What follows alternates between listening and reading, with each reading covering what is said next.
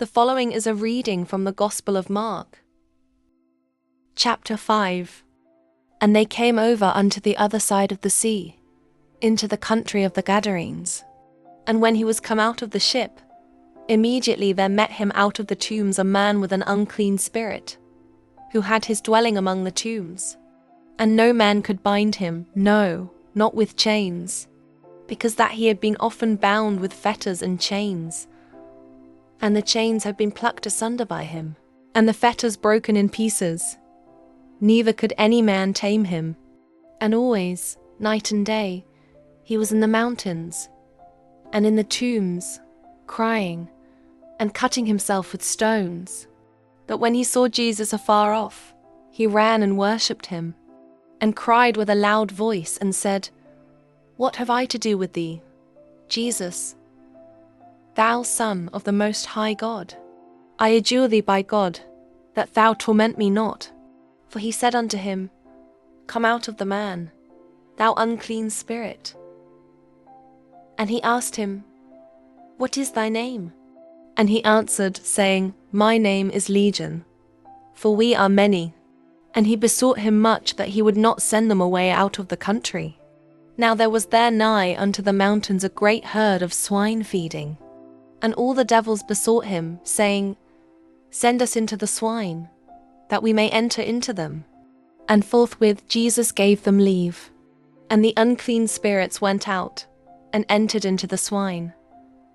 And the herd ran violently down a steep place into the sea. They were about 2,000, and were choked in the sea. And they that fed the swine fled, and told it in the city, and in the country. And they went out to see what it was that was done. And they come to Jesus, and see him that was possessed with the devil, and had the legion sitting and clothed, and in his right mind. And they were afraid. And they that saw it told them how it befell to him that was possessed with the devil, and also concerning the swine. And they began to pray him to depart out of their coasts. And when he was come into the ship, he that had been possessed with the devil prayed him that he might be with him. Howbeit Jesus suffered him not, but saith unto him, Go home to thy friends, and tell them how great things the Lord hath done for thee, and hath had compassion on thee. And he departed, and began to publish in Decapolis how great things Jesus had done for him. And all men did marvel. And when Jesus was passed over again by ship unto the other side, much people gathered unto him, and he was nigh unto the sea. And, behold, there cometh one of the rulers of the synagogue, Jairus by name. And when he saw him, he fell at his feet, and besought him greatly, saying, My little daughter lieth at the point of death. I pray thee, come and lay thy hands on her, that she may be healed, and she shall live. And Jesus went with him, and much people followed him and thronged him.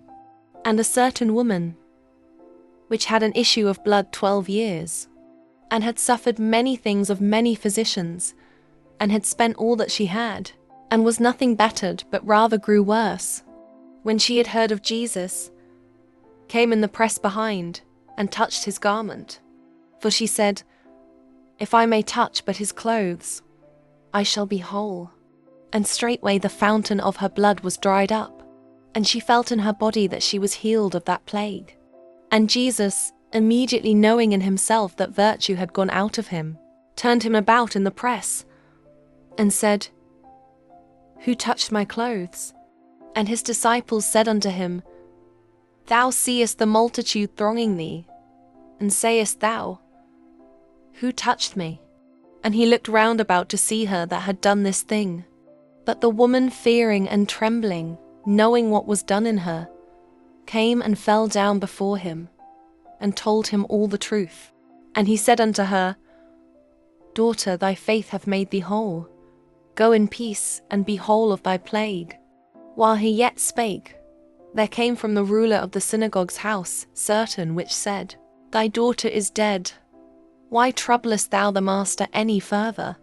As soon as Jesus heard the word that was spoken, he saith unto the ruler of the synagogue, Be not afraid, only believe." And he suffered no man to follow him, save Peter, and James, and John the brother of James. And he cometh to the house of the ruler of the synagogue, and seeth the tumult, and them that wept and wailed greatly. And when he was come in, he saith unto them, "Why make ye this ado, and weep? The damsel is not dead, but sleepeth."